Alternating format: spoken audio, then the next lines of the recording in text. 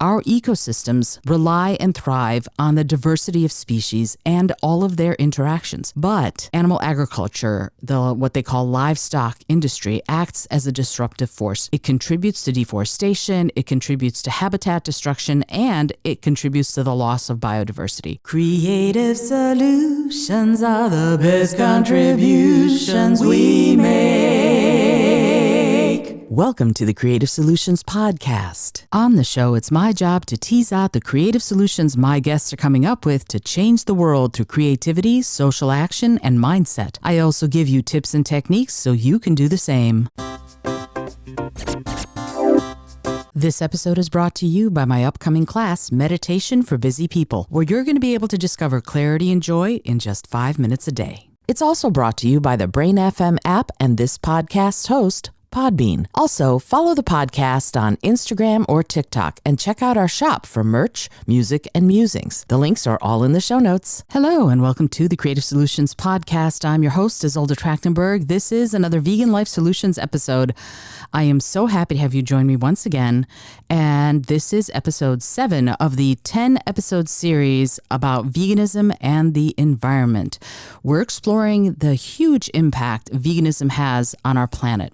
In today's episode, I'm going to dive deep into the crucial connection between veganism and biodiversity conservation. We're going to explore how reducing meat consumption directly contributes to the preservation of endangered species and fragile ecosystems. But before we do that, I know thinking about these topics might get depressing and it might even make you despair. Certainly it does me. I have to say that sometimes I despair over what is going on and what we as a species are contributing, the kind of damage we're doing to the planet and, of course, to the animals. So if you stay until the end of the episode, I'm going to give you 4 simple techniques you can use to find some peace of mind during the struggle. It's peace in the chaos, right? Check out the end of the episode, and it's going to help you stay dedicated and peaceful as you try to make the world a better place. And if you stick around to the end, you're going to learn about a super cool giveaway that we're going to be doing here on the show.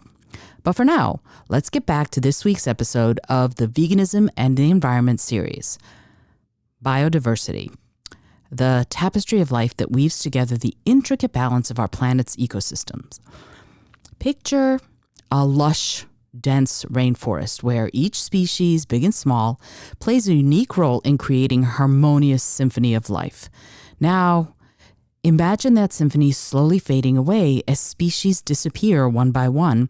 That's the reality we face today, and it's essential to understand the profound impact our food choices can have on biodiversity conservation.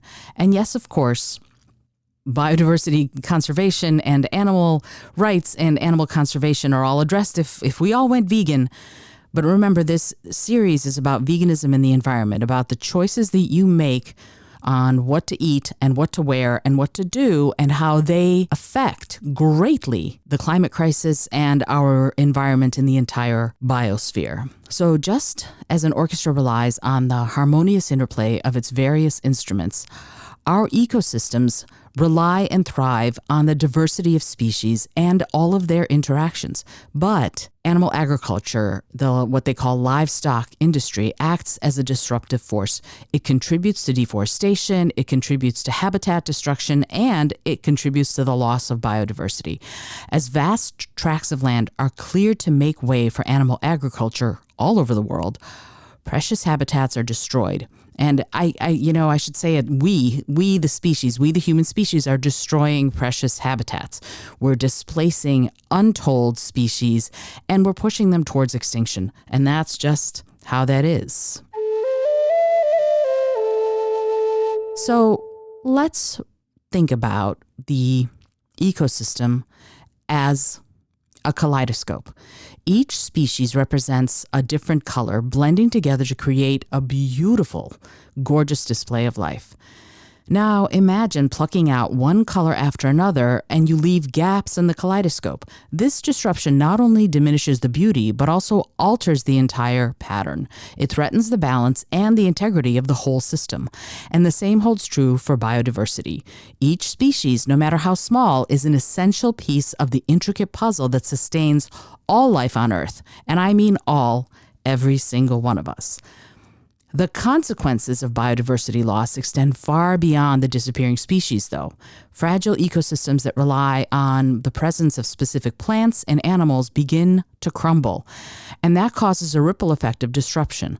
Pollination, nutrient cycling, and pest control mechanisms, they all start to falter because the animals that would normally keep all of these things in check are often not there anymore because guess what? They're either going extinct or are so endangered that they cannot participate as an active member of the ecosystem in which they reside. And we have to recognize that our food choices hold huge amounts of power in either preserving or destroying these fragile ecosystems.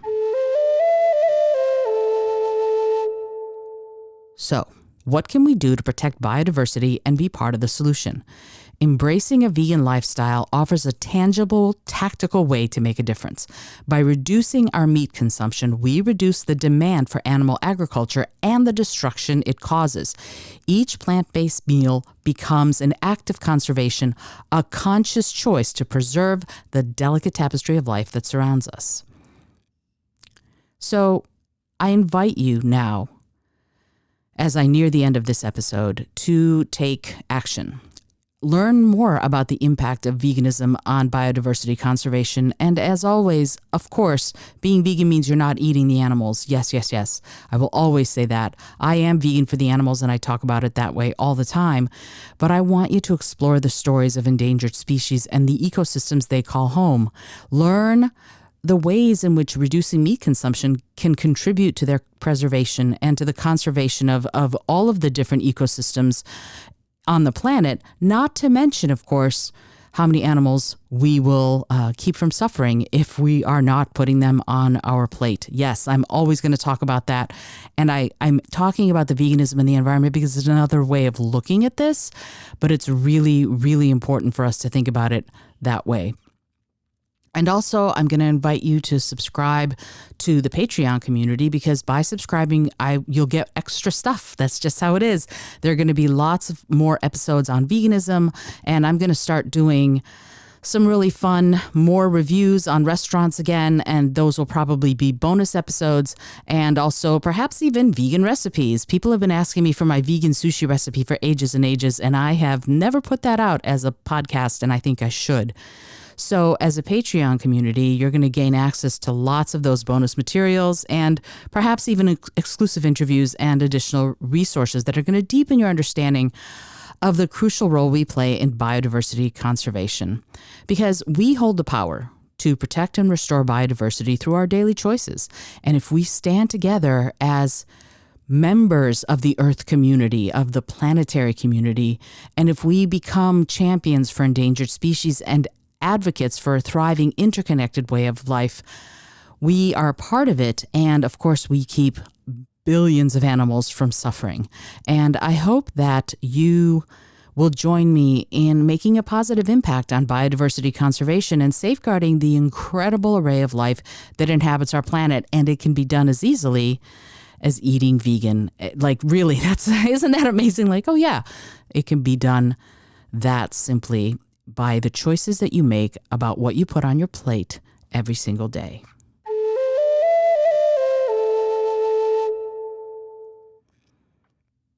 Okay. I hope that this episode has inspired you to reflect on the importance of biodiversity and the role veganism can play in its preservation.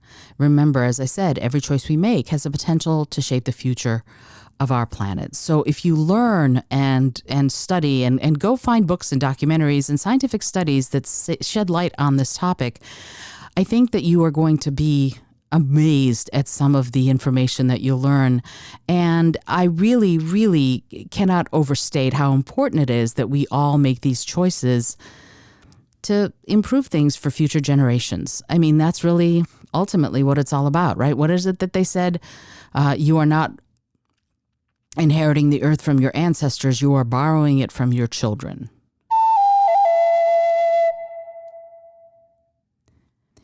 Now, here is the information I promised you at the beginning of the episode. I know that the state of the world can sometimes leave us feeling powerless and even despairing. And I want to say that within the realm of mindfulness, there's a wellspring of inspiration and resilience that can help us navigate these trying times. So I want to explore 4 powerful mindfulness techniques you can start incorporating into your life today that are going to help you find peace in the chaos and help you move through despair. Really, that's the best way I can say it, is doing these will often take that despairing place and transform it into something where you feel like you have more power to do whatever it is you need to do. Here's the first technique: grounding in the present moment. Take a moment to ground yourself in the here and now. I want you to feel the sensation of your feet planted on the ground or on the floor and see if you can connect with the earth's energy. And one of the best ways to do that is to feel the effects of gravity, right? Gravity is pulling you towards the center of the earth at all times. And one of the ways to really access that is to remind yourself that you are actually fighting Earth's gravity to keep upright. Tune in to the rhythm of your breath, allowing it to guide you back to right now. Focus the in and the out breath. And by anchoring yourself in the present moment, you release the grip of past regrets and also future worries, and you find solace in the beauty that surrounds you. Technique 2. Cultivate compassion. When the weight of the world feels heavy, I think it's crucial to remember that we have the power to make a difference. Cultivate compassion for yourself and also for others. Extend kindness, love, and understanding to anyone who's suffering, as well as to yourself. When you engage in acts of compassion, no matter how small, that creates ripples of positive change that can transform the entire world. So the next time you have the opportunity to do something compassionate, try it. You're going to feel much better. Technique 3, embrace gratitude.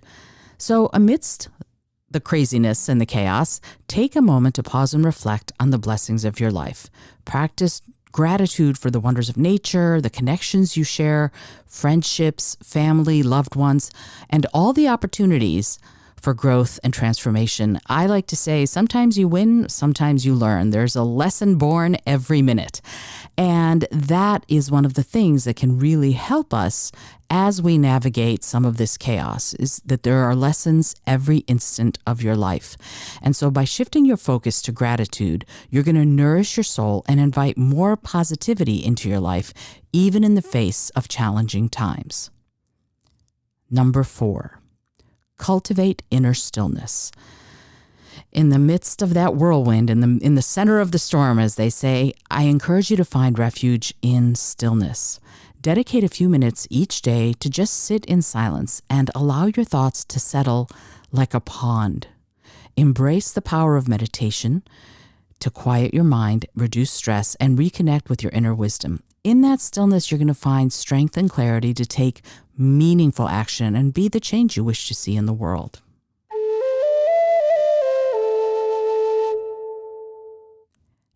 As I wrap up this episode, remember that you are not alone on this journey.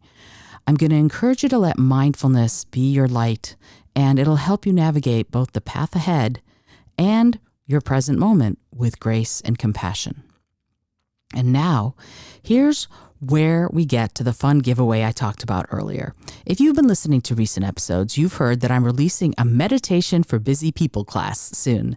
Most of us are running around with our hair on fire. There's too much to do and not enough time to do it, right?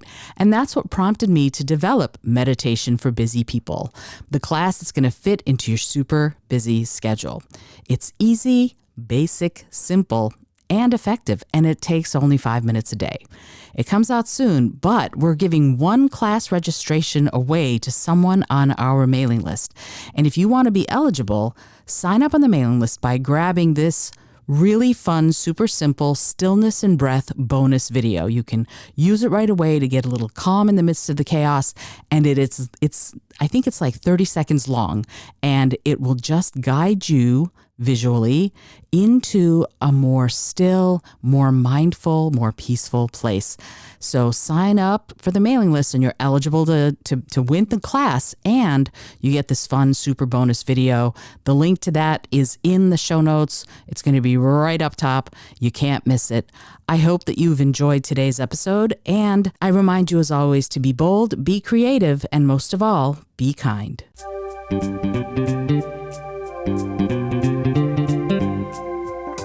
Thank you so much for joining me today. I really appreciate you being here. Please subscribe to the podcast if you're new, and it would mean the world to me if you told a friend about it.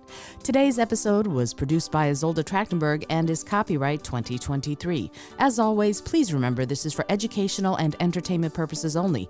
Past performance does not guarantee future results, although we can always hope. Until next time, keep living what you believe in.